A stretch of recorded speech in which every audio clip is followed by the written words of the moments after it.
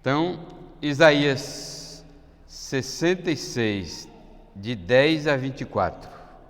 Nós já fizemos a leitura, agora vamos trabalhar a mensagem desta porção, dessa última porção do livro de Isaías, né? O tema é, a meu ver, né, o tema Isaías 66, 10 a 24, trata da revelação dos participantes da nova aliança. Então, me parece aqui que nesse último capítulo, tal como será na consumação do século, na consumação do mundo, na consumação da nova aliança, quando Deus vai estabelecer a nova Jerusalém, os novos céus, nova terra, assim me parece ser o capítulo 66, versículos de 10 a 24. Me parece aqui que essa passagem fala do dia da revelação dos participantes da nova aliança, né? Os participantes da nova aliança, nesse dia profético, coincide com os participantes da nova Jerusalém, ou também do novo céu e da nova terra, né? Lembre-se, a glória de Jerusalém, a nova Jerusalém, ela tem, aqui em Isaías, assim como, pelo menos aqui em Isaías, duas fases, né? A fase da glória de Jerusalém durante o milênio e a fase da glória eterna de Jerusalém na eternidade, né? Quando Deus tiver criado novo céu e nova terra, e também a nova Jerusalém. Mas a nova Jerusalém do milênio será apenas uma terra restaurada, certo? Vai ser 100% restaurada, porque no milênio eu retiro. No milênio a maioria vai ser de salvos, né?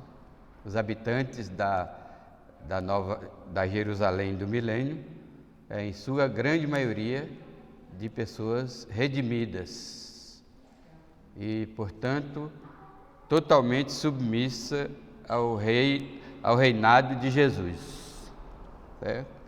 Mas, como já temos visto,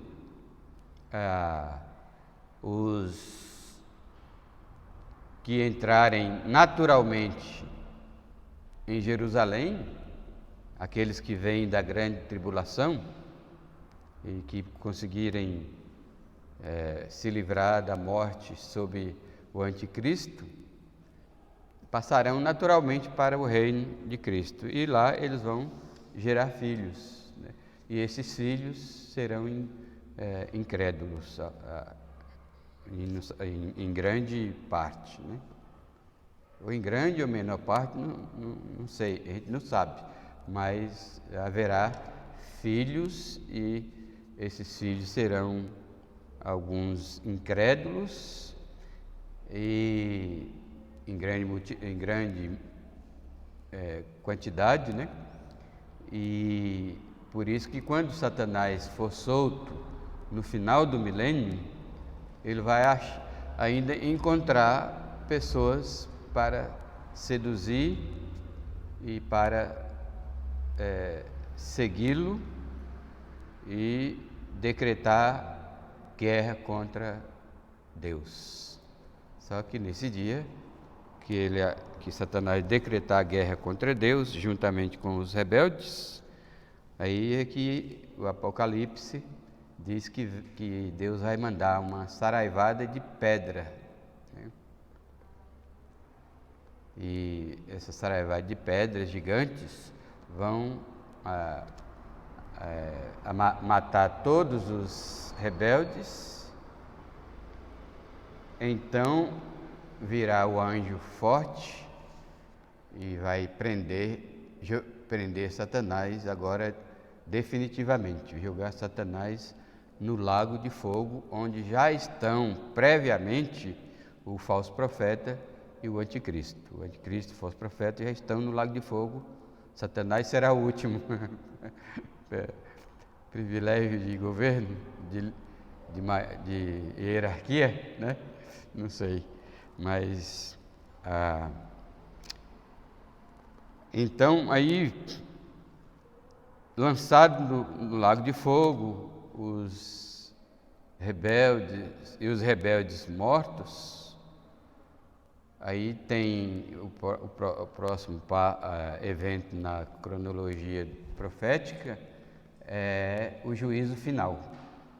Aí todos os ímpios, desde Caim, vão ressuscitar e vão se colocar diante do trono branco e serão cada um julgado segundo as suas obras, como diz o Apocalipse, segundo o que está escrito. E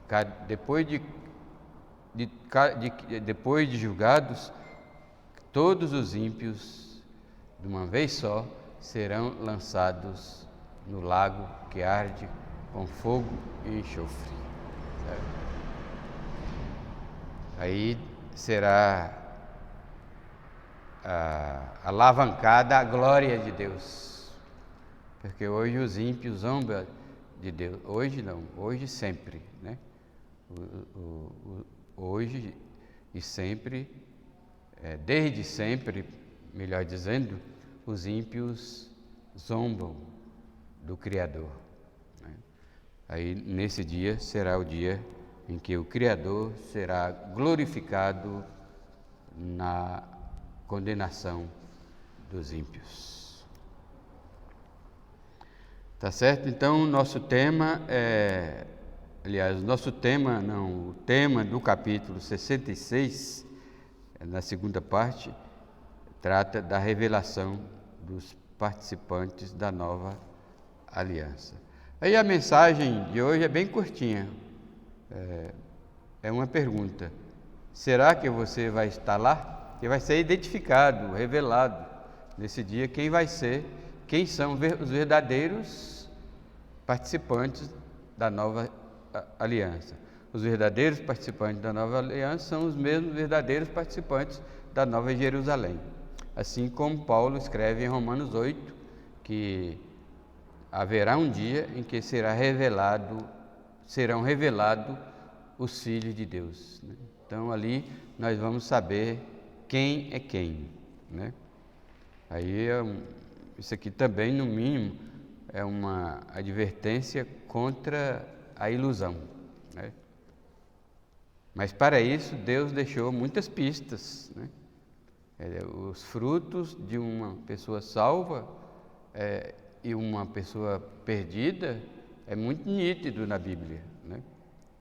Então só vai ser iludido mesmo quem os não eleitos, né? Só os não eleitos serão iludidos, os eleitos não, né? Porque está escrito já na Bíblia, em Romanos 10 e em outras passagens da Bíblia, que quem crê em Deus não será confundido. Então essa pregação vai reforçar a sua certeza de salvação e não confundi-la, né? Porque aos eleitos é dado que não seja nem iludido, nem confundido, né? Principalmente, evocando aqui Romanos 8 novamente, porque o versículo 16 desse mesmo capítulo diz que o Espírito Santo testifica com o nosso espírito que somos filhos de Deus. Quem é salvo, ele não é salvo, ele não fica sabendo por causa das suas emoções. eu me sinto salvo. A questão não é me sentir salvo, né? O Espírito Santo revela, testifica com cada um crente lá no íntimo do seu espírito que ele é salvo. Aí essa testificação do Espírito Santo também é acompanhada pela revelação dos frutos. Aí o salvo vai analisar se ele produz, se ele está produzindo um fruto, né? Mas esse é fruto permanente. Não é fruto do crente não é sazonal, não é um fruto que produz somente no verão, ou na primavera, ou no outono, ou no inverno, como são os frutos normais das árvores frutíferas. Aqui o fruto vai além dos frutos das árvores frutíferas, porque os frutos do verdadeiro salvo, ele é permanente, dá o ano todo. Na pandemia, antes da pandemia, durante a pandemia e depois da pandemia, o povo de Deus segue produzindo frutos, tá certo? Não existe altos e baixos na produção do fruto, porque não é pela vontade da gente que a gente produz fruto. Quem produz esse fruto em nós é o próprio Deus. Então, não há confusão, mesmo hoje, em quem vai ou não participar da Nova Jerusalém. É claro que esse assunto é de foro íntimo, né? Eu não posso afirmar de nenhum de vocês que vão ou não vão, certo? Se eu fizer qualquer afirmação do tipo, eu estou pecando, né? Com o julgamento com o famoso julgamento temerário, certo? Eu não posso penetrar nessa área, né? Só mesmo Deus e você, é entre você e Deus, mas entre você e Deus não pode haver dúvidas, porque o Espírito Santo, os frutos, etc., né? Então a mensagem é: será que você vai estar lá? Agora, pastor, se é assim, se a certeza é clara entre o salvo e Deus, então essa pergunta tem relevância, tem valor? Eu digo que tem, porque ajuda a gente a refletir, né? Essa pergunta vai lhe ajudar a refletir se você realmente produz os frutos próprios de uma pessoa que está indo para a Nova Jerusalém.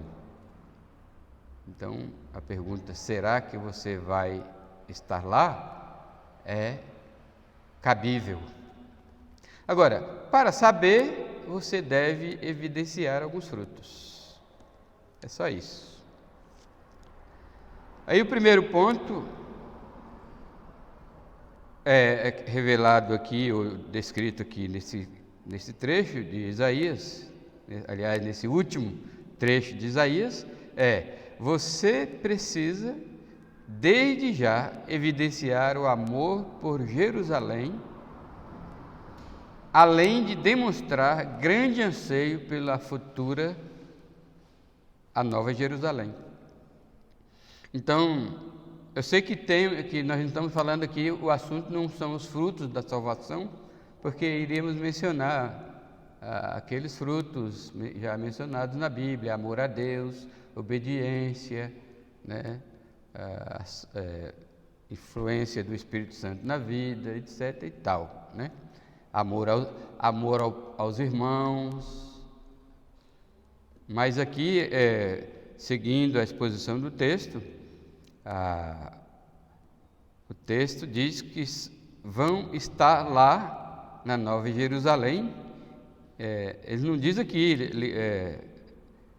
categoricamente assim, mas um olhar profundo nessa passagem, nós vamos entender que só vão estar lá quem está vivendo uma vida cristã adequada com a mente de Deus, porque Deus ama Jerusalém e nós vamos, e um fruto do crente é amar Jerusalém.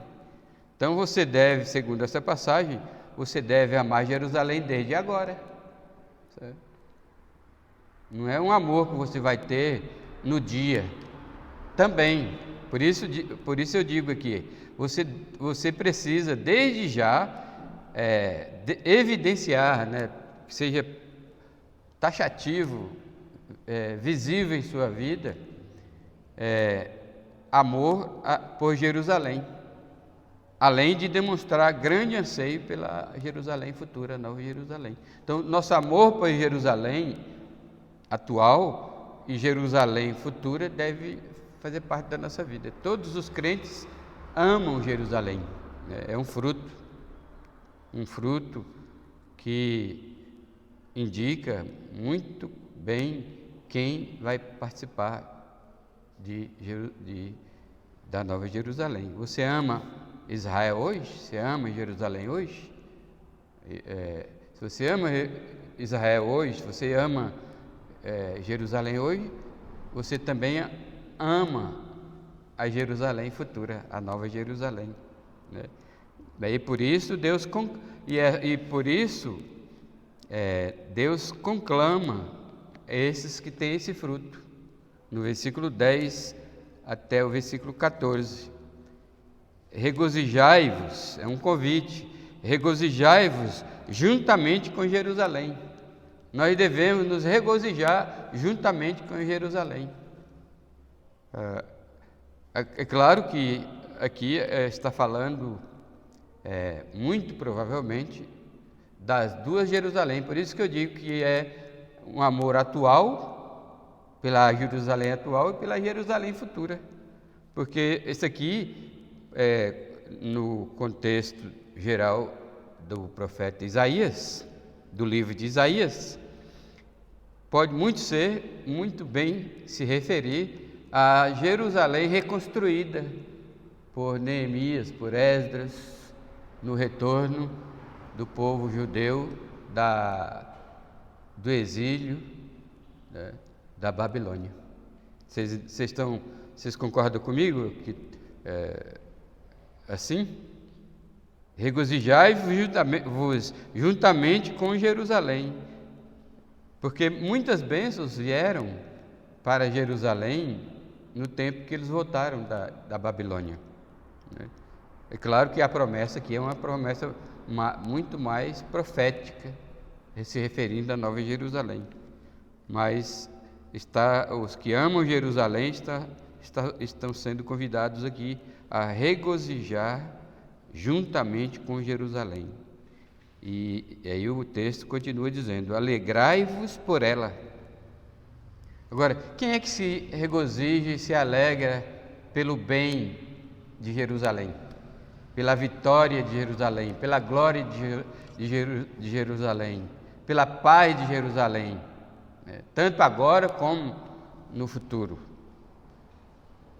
Aí a passagem continua dizendo: vós todos os que a amais, né? Aqueles que amam Jerusalém são aqueles que se regozijam com Jerusalém, certo?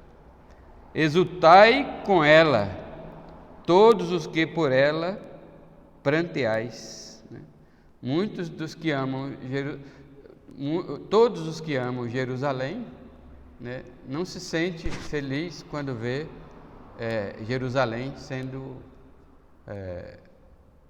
sendo atacada, não tanto pelos Hamas, nem pelos palestinos, mas pelo pecado. O maior inimigo de Jerusalém hoje é o pecado. Jerusalém aqui englobando todo Israel, né? Jerusalém, Tel Aviv, Massada, tem muitas outras cidades, né? Então, hoje Israel, como o mundo inteiro, está sendo avassalado pelo pecado. Aí vem os inimigos dos judeus, inimigos físicos, são o Hamas, os palestinos, né? O Egito, o Irã, né? Não sei como é que está Iraque na relação de Israel, mas inclui Iraque também, né? Mas claro que lá no Oriente Médio não são todos que odeiam Israel, né? Tem alguns países lá que amam Israel e têm boas relações, né? Então, aqueles que pranteiam, choram pela tristeza de Jerusalém, pelo o mal-estar de Jerusalém, seja pelo pecado, seja pelos inimigos, né? Esses estão sendo convidados a se regozijar, a se alegrar quando Jerusalém for restaurada, né? Então, aqueles que amavam a Jerusalém na época na época do exílio, do retorno do exílio, ficaram felizes, ficaram alegres, né? Aqueles que odiavam não ficavam, que a odiava, não ficaram alegres. Mas aqui parece ser um fruto de pessoa característico das pessoas que vão desfrutar, junto com Jerusalém, das alegrias e exultações de Jerusalém, como nós vamos ver aqui a partir do versículo 11, né? Que enquanto nós nos alegramos com Jerusalém, isso é sempre, nós participamos das bênçãos de Jerusalém. Uma das grandes e maravilhosas bênçãos, a maior bênção é Jesus, que é um judeu procedente de Jerusalém, certo? Então, hoje nós desfrutamos das bênçãos de Deus a Jerusalém, porque desfrutamos de Jesus e de muitas bênçãos que nem os judeus desfrutam, nós desfrutamos. Porque bênção, meus irmãos, não só são bênçãos materiais, né? Essas também são bênçãos, mas são as bênçãos, a paz, a alegria, a salvação, a certeza que que nossos frutos nos diz que nós vamos participar da Nova Jerusalém. Aí por isso o versículo 11 diz assim: para que, aí a exortação aqui do texto é: regozijai-vos juntamente com Jerusalém, alegrai-vos por ela, vós todos os que amais, exultais com ela, todos os que por ela planteais, para que, está entendendo? Para que mameis e vos farteis dos peitos das suas consolações, para que sugueis e vos deleiteis com a abundância da sua glória. Porque a glória de Jerusalém é a glória de todas as nações, para todas as nações. De Jerusalém nos deu Jesus, o Salvador. Jerusalém nos dará a paz, a alegria e a abundância de viveres também, né?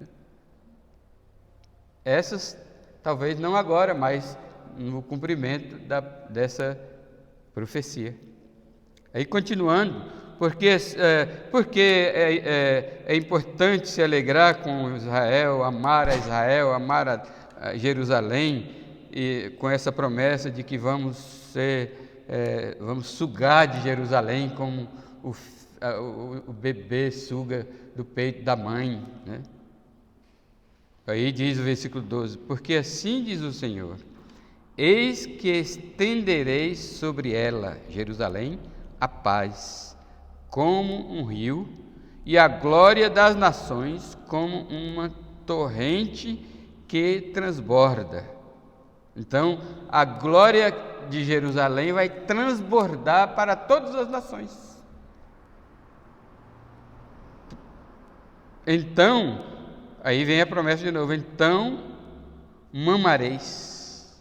Então nós como hoje, até a epístola aos Romanos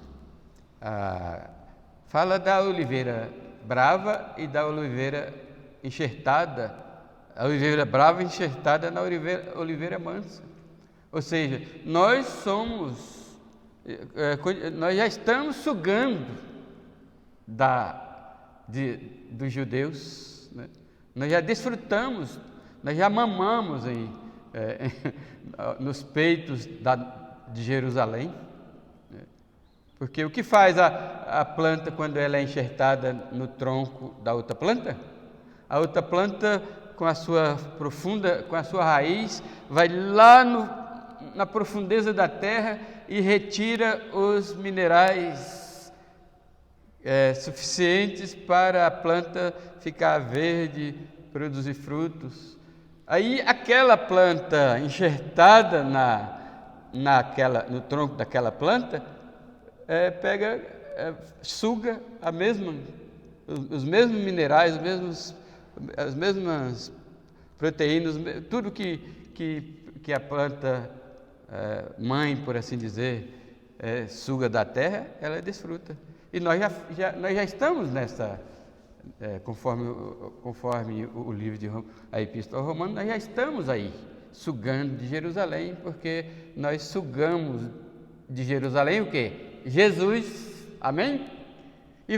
E a promessa é que vamos continuar sugando de Jerusalém aqui, porque Deus promete estender sobre Jerusalém a paz como um rio e a glória das nações como uma torrente que transborda. Então, aquele dia se unirão a Jerusalém todas as nações, e todas as nações mamarão nos peitos da cidade de Jerusalém, que é uma metáfora para dizer que na Nova Jerusalém as bênçãos não virão somente para Jerusalém especificamente, mas as bênçãos que vier para Jerusalém se expandirá para as nações como uma torrente que transborda, né? E aí segue aqui dizendo: como alguém a quem sua mãe consola, assim eu vos consolarei. Em Jerusalém vós sereis consolados. Essa metáfora que eu comecei aplicando a Jerusalém, na verdade é aplicada a Deus como Pai, né? Então Deus aqui, Ele é Pai, mas Ele está aqui representado como se fosse uma mãe que coloque o filho nos joelhos, né? Sobre o colo, os joelhos, e amamenta aquele filho. Assim, Deus, naquele dia, vai consolar todas as nações, né? Com alguém com alguém a quem sua mãe consola. Assim eu vos consolarei, e em Jerusalém vós sereis consolados. Aqui é uma promessa para os judeus e para todas as nações. Aí veja a continuação da metáfora: vós o vereis e o vosso coração se regozijará, e os vossos ossos revigorarão como a erva tenra. Então o poder do Senhor será notório aos seus servos, e ele se indignará contra os inimigos. Então, mas aí, quem são esses? Quem são essas nações? São aqueles que hoje e sempre amam Jerusalém. Aqui é um fruto de salvação, amar Jerusalém. Tá certo? Então, por isso eu disse aqui nesse primeiro argumento, para você pensar na mensagem, que foi uma pergunta, né? Uma pergunta: você tem certeza que estará lá? Aí, para ter essa certeza, você precisa produzir alguns frutos, e um deles é: você precisa, desde já, evidenciar amor por Jerusalém, além de demonstrar grande anseio pela futura, a nova Jerusalém. Amém? Então verifique esse fruto do seu amor para com Jerusalém de hoje, para com a Jerusalém do futuro. O segundo argumento, o segundo ponto aqui é: você não deve estar entre aqueles que são zelosos na adoração, mas a adoração de ídolos. Então, aqui é o seguinte: se você, para responder essa pergunta, você estará lá? Você é um dos que estará mamando, sendo consolado como uma mãe consola o seu filho por Deus na Nova Jerusalém? Então você deve estar, você não deve, aqui é negativo. O primeiro ponto é positivo. Você deve evidenciar frutos de amor a Jerusalém. Mas aqui é negativamente, você não deve estar entre aqueles que são zelosos na adoração, mas adoração de ídolos, como diz o versículo 15. Esses vão ficar fora.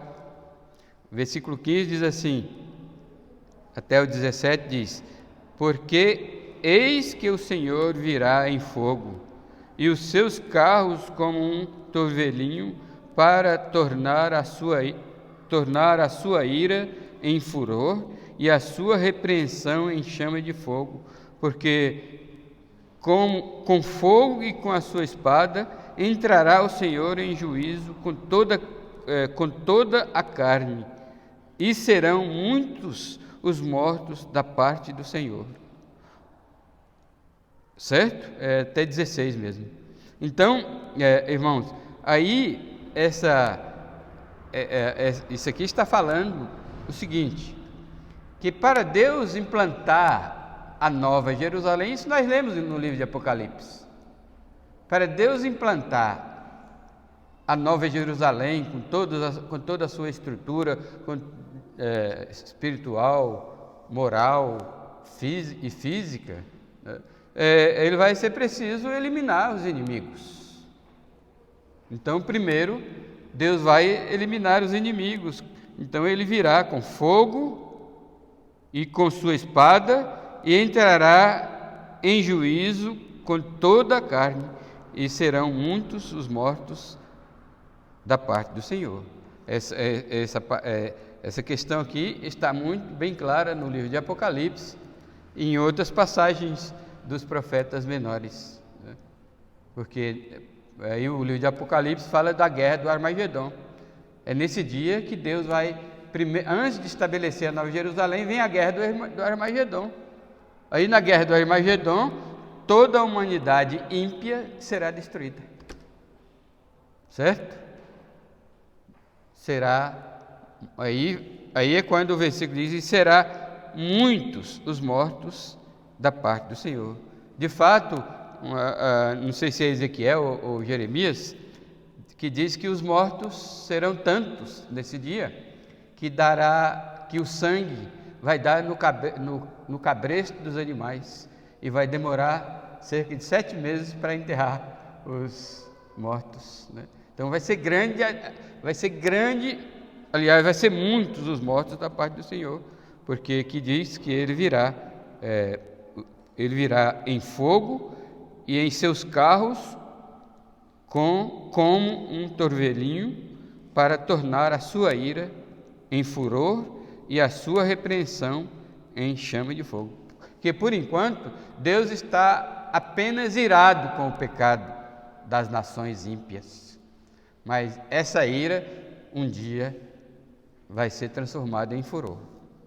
Aí você não pode estar no meio desses povos aí, certo? Hoje, você está entre os salvos ou entre os condenados? Você está entre os que servem a Deus ou entre os que não servem? Você está entre os judeus espalhados pelas nações ou não, tá certo? Se você se identifica com os salvos ou com os perdidos, com os que servem a Deus ou com os que não servem, com os que são judeus ou com os que não são. Então aí esse é um outro fruto de salvação referido aqui, né? E eu me esqueci de... eu volto aqui atrás, porque eu esqueci do versículo 17, que é o texto que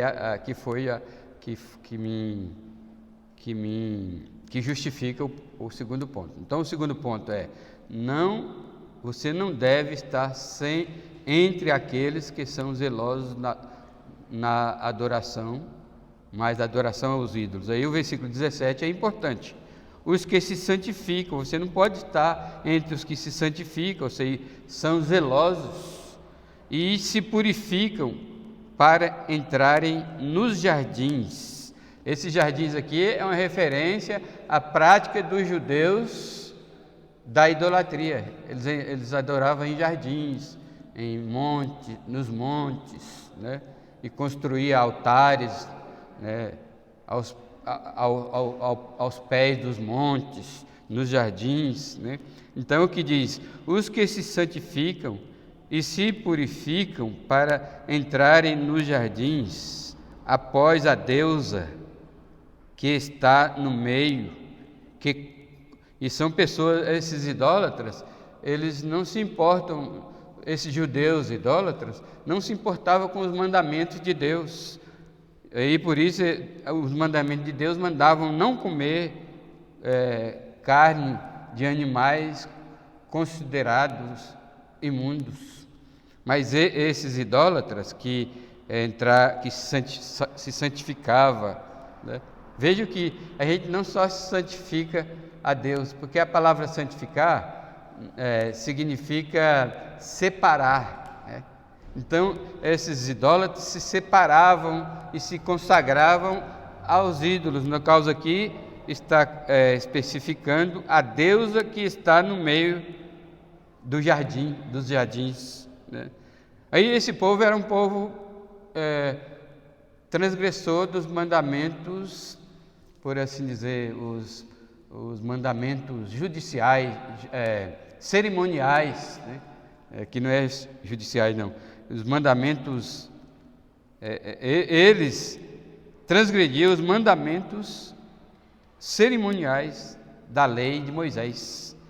Não podiam comer carne de porco, nem qualquer coisa abomináveis. Mas esses comiam, além de carne de porco e coisas abomináveis, eles comiam ratos. Aqui eram os idólatras que não se importavam em obedecer à lei cerimonial de Deus. A lei cerimonial proibia os judeus comer carne de animais considerados, na época, imundos. Tá certo? Então, aí, vou reforçar aqui o ponto. O ponto é esse: você não deve estar entre aqueles que são zelosos, se consagram aos deuses, né? Pagãos, se consagram à idolatria, né? Se consagram, são zelosos na adoração, mas na adoração a ídolos. É claro que você vai me entender que na Escritura, a idolatria não é só adorar ídolos, mas tem muitas coisas que o crente corre o risco de adorar, que não é um ídolo feito como uma estátua, como uma escultura, aos pés de quem as pessoas se prostram e adoram e faz preces e orações. Nem sempre a idolatria se refere a isso, mas a idolatria pode ser algo fabricado na mente das pessoas.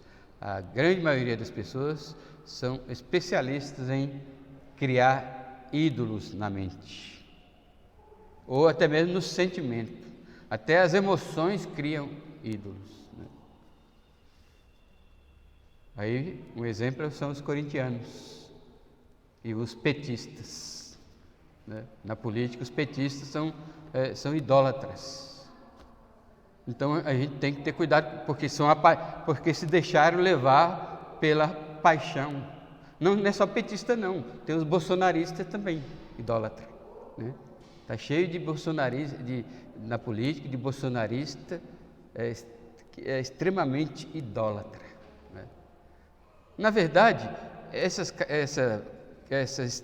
extremismo na política já é uma preparação para a adoração do anticristo.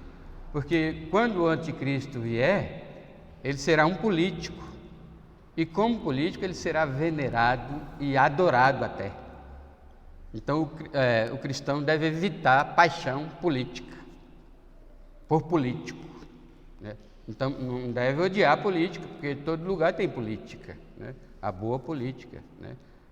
Platão, por exemplo, desejava que o rei fosse um filósofo, porque para Platão um filósofo tinha que ser amante da sabedoria, porque se ele não fosse amante da sabedoria, é claro, quem não é amante da sabedoria faz besteira, né?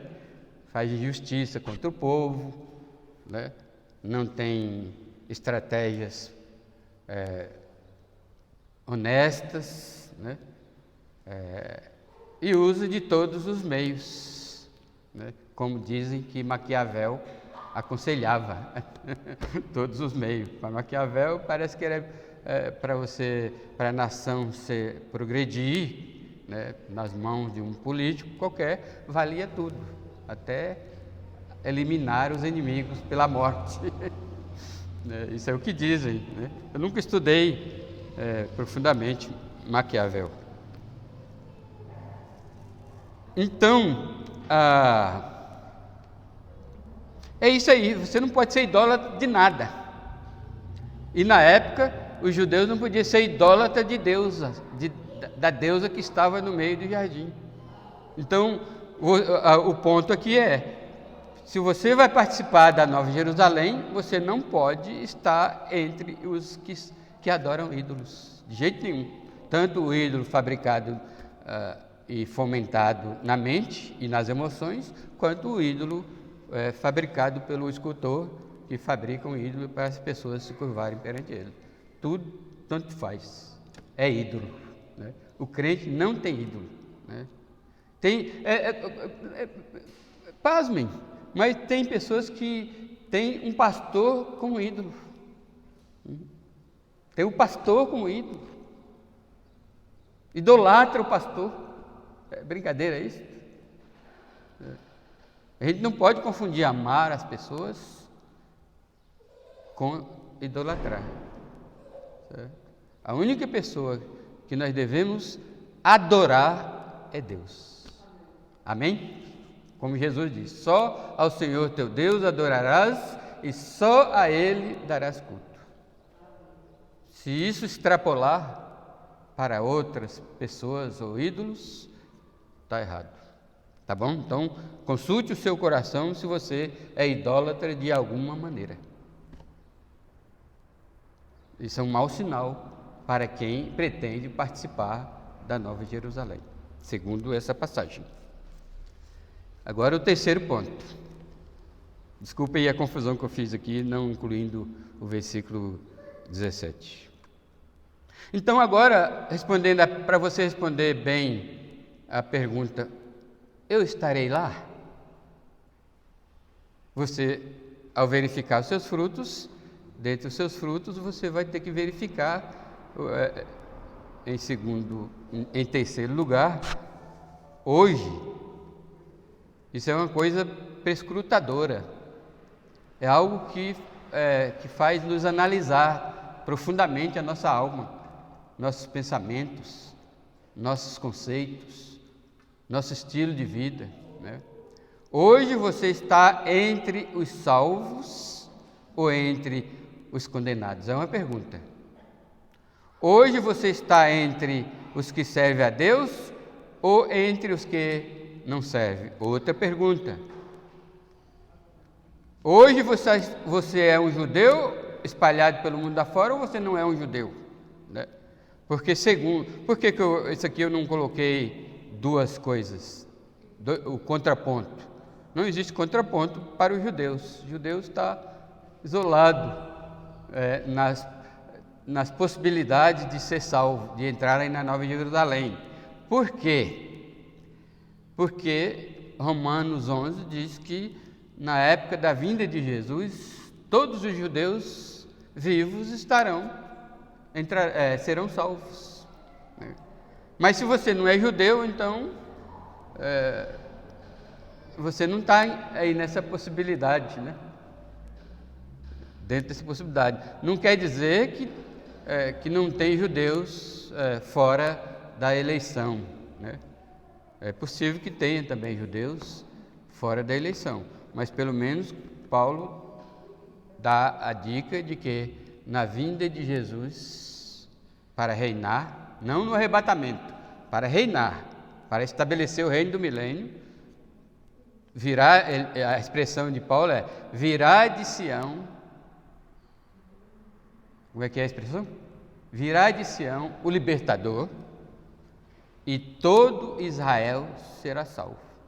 Se Paulo, inspirado por Deus, escreveu todo Israel será salvo, eu não posso entender outra coisa senão que todos os judeus vivos na época que Jesus vier estabelecer o reino milenial, será salvo. É o único entendimento. Então, esse ponto inclui essas perguntas. Você hoje está entre os salvos ou entre os perdidos? Você hoje está entre os que servem a Deus ou entre os que não servem? Entre os judeus espalhados pelas nações ou não? Aí você pergunta: como é que eu sei? Aí, de novo, os frutos lhe dirão se você está entre os salvos ou os perdidos, se você está entre os que servem a Deus ou os que não. É só se analisar, verificar que tipo de fruto você vive a produzir, né? Então, o nosso texto, que vai até o fim do capítulo, vai descrever isso. Então, o versículo 18 diz: porque conheço as suas obras e os seus pensamentos, e venho para juntar todas as nações e línguas. Elas virão e contemplarão a minha glória. Então, a primeira coisa aqui é que Deus conhece, como diz lá em Timóteo, Deus conhece quem são os seus. Então, nesse dia do estabelecimento do reino, do milênio, que é a Nova Jerusalém, esse texto aqui contempla prioritariamente o estabelecimento do reino do milênio. Como é que eu sei? Pelas características físicas ditas aqui, né? Então, diz aqui: porque o Senhor, porque eis que o Senhor estou lendo errado. Versículo 18: porque conheço as suas obras e os seus pensamentos. Aí Deus conhece quem são os seus e diz: e venho para ajuntar todas as nações e línguas. Elas virão e contemplarão a minha glória. Então parece interessante aqui que parece que primeiro Deus vai juntar em Jerusalém, na Nova Jerusalém, todas as nações de todas as línguas. E todas essas nações virão para onde? Para a Nova Jerusalém, e contemplarão a glória de Deus. Aí parece, aí quando Deus vai juntar todas essas nações na Nova Jerusalém, o que Ele vai fazer com essas nações? Interessante. Ele vai chamar alguns para evangelista e outros para sacerdotes. Por que Deus vai precisar de evangelistas e sacerdotes na Nova Jerusalém? Aí ele explica aqui: porém entre elas um sinal, e alguns dos que foram salvos, certo? Alguns dos que foram salvos é esse de todas as nações e línguas, né? Porém neles algum sinal, e alguns que foram salvos enviarei às nações. Então Deus vai enviar às nações missionários, pregadores do Evangelho. Interessante aqui, porque na Nova Jerusalém, Deus vai chamar as nações, e dentre essas nações, que é o versículo 19, dentre esses salvos, enviarei as nações a Tarsis. Aí ele especifica os representantes das nações na época: Tarsis, Pul, Lud, que atiram com arco, a Tubal e Javã, até as terras do mar mais remotas, que jamais ouviram falar de mim, nem viram minha glória. Vejam aqui o que eles vão fazer nesses lugares, né? Eles anunciarão entre as nações a minha glória. Evangelistas. Agora, o que esses evangelistas vão ser enviados por Deus para quê? Vai dizer aqui para quê, mas deixa antes de falar dos sacerdotes agora. Trarão todos os vossos irmãos. Sim, para quê? Ele já está respondendo. Para quê? Esses evangelistas terão a missão de trazer todos os vossos irmãos dentre as nações por oferta ao Senhor. Aí, ou seja, os judeus espalhados, como está dizendo aqui, eles virão sobre cavalos, liteiras, sobre mulas, dromedários. Aí, irmã, dromedários. Esses judeus vão ser buscados e trazidos para Nova Jerusalém como uma oferta ao Senhor, né? A Jerusalém, ao meu santuário, a Jerusalém, diz o Senhor. Exatamente, aí Isaías diz, exatamente igual quando os filhos de Israel traziam as suas ofertas de manjares em vasos puros à casa do Senhor. Então Deus, ficou claro aqui o versículo 19 ou não? 18 e 19. Então primeiro Deus chama os salvos de todas as nações, né? E esse salvo, aí me veio a pergunta aqui, não sei se veio a vocês também, mas me veio à mente: seria esses a igreja? Né? Porque diz o versículo 18: porque conheço as suas obras e seus pensamentos, e venho para juntar todas as nações e línguas, elas virão e contemplarão a minha glória. Ponto. Depois, por que ele vai chamar essas pessoas que virão de todas as nações, de todas as línguas, e contemplarão a sua glória? Aí ele diz: porei dentre elas, as nações, um sinal, e alguns dos que foram salvos enviarei às nações. Então seria os salvos que foram salvos durante o período da igreja na Nova Jerusalém, funcionando mais uma vez como evangelistas? Aqui não deixa bem claro, mas é alguma coisa para se pensar. Aí esses salvos enviados serão enviados às nações, que são representadas aqui por Tarsis, Pul, Lud, etc. E eles anunciarão entre as nações a minha glória. Mas uma lição tem para nós hoje, porque nós não anunciamos a glória de Deus hoje em dia, através do nosso testemunho, através das nossas vidas, através da nossa fé. Isso é outra coisa para se pensar. Vamos começar desde já a proclamar a glória de Deus, amém? Onde você trabalha, onde você estuda, na rua que você passa, na sua vizinhança, onde você mora, na sua vizinhança, com quem você negocia, de quem você compra, a quem você vende, a quem você encontra na rua. Vamos manifestar a glória de Deus por meio da nossa fé, amém?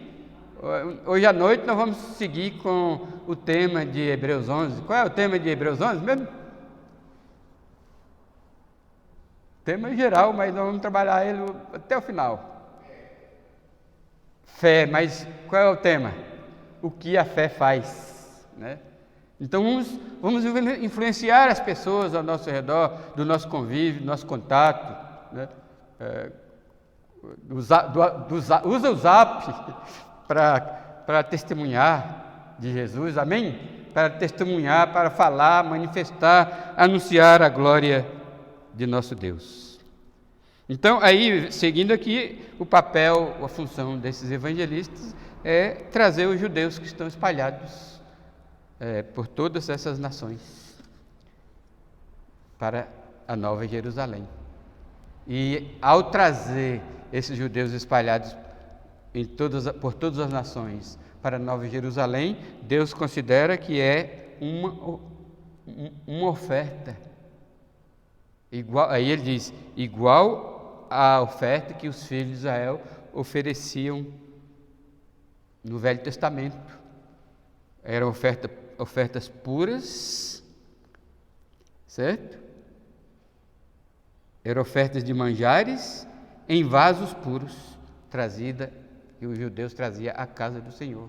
Então, nesse dia, todos os judeus espalhados que serão ajuntados por instrumentalidade, trabalho desses salvos que serão enviados, serão uma oferta para Deus. Interessante, não é? Aí também, desses salvos do versículo 19, salvos de todas as nações e línguas, também diz aqui que porque alguns deles serão convidados como sacerdotes. Quer ver? Também deles tomarei alguns para sacerdotes e para levitas, diz o Senhor. Ou seja, destes mesmos salvos que são os evangelistas, Deus também tomará pessoas para serem sacerdotes e levitas. Ou seja, eles funcionarão como evangelistas, anunciando a glória de Deus sobre todas as nações, a fim de trazer os judeus que estão espalhados pelo mundo afora. E esses judeus que serão trazidos serão como uma oferta oferecida a Deus, e como toda oferta na prática das ofertas levíticas, era necessário ser oferecido por um sacerdote, quer seja o sumo sacerdote ou os sacerdotes auxiliares. Então, dentre esses salvos, ele vai também estabelecer sacerdotes que que vão trazer os judeus espalhados para Jerusalém como oferta. E nós sabemos que as ofertas, como os judeus traziam em vasos puros à casa do Senhor, eram ofertas que proporcionava alegria, prazer em Deus, né? Que Deus também sente prazer, mas também sente desprazer, certo?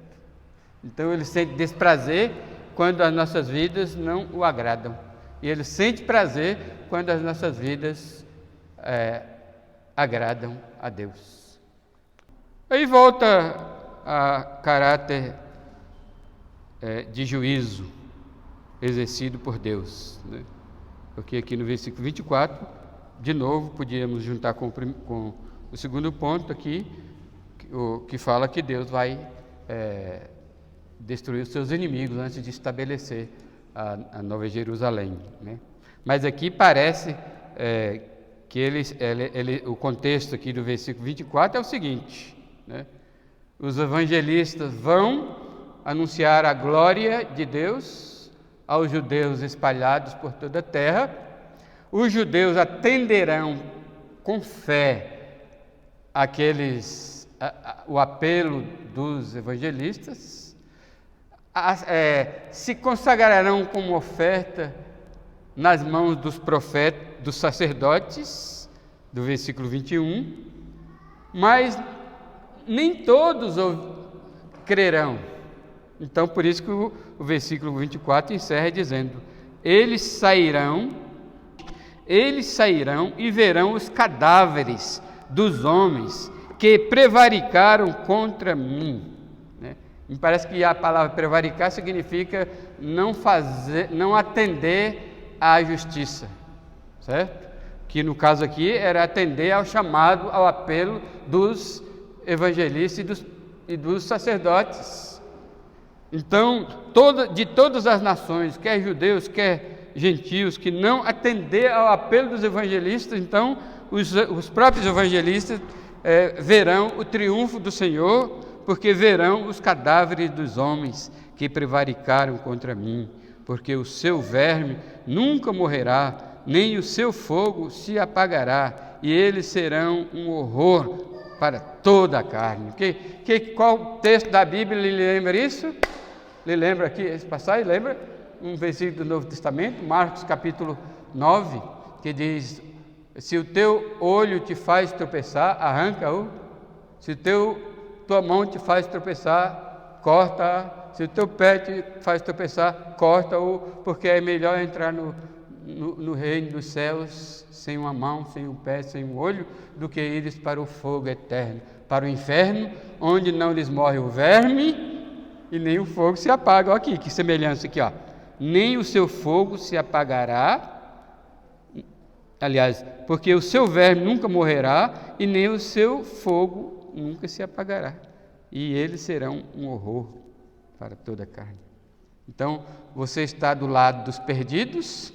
Foi a única figura que eu achei. Dá para ver aí ou não? Você está do lado dos perdidos ou do lado dos salvos? Já tem que determinar hoje, né? Tem que ir hoje. Se você ainda não é salvo, ainda está do lado dos condenados, ainda há tempo de você se arrepender dos seus pecados e confiar a sua vida a Jesus, confiar na morte de Jesus, no sangue de Jesus, na ressurreição de Jesus e clamar pela sua salvação. Amém? Ainda há tempo. Então, concluindo aqui, eu vou repetir aquela frase: será que você vai estar lá? Para saber, você deve evidenciar alguns frutos. Alguns frutos são descritos nessa passagem e são amor a Jerusalém, ser salvo, aí entra o pagamento feito unicamente por Jesus, e a questão da idolatria. Isso deixa claro quem fará parte da nova aliança e quem vai viver na nova Jerusalém. Amém?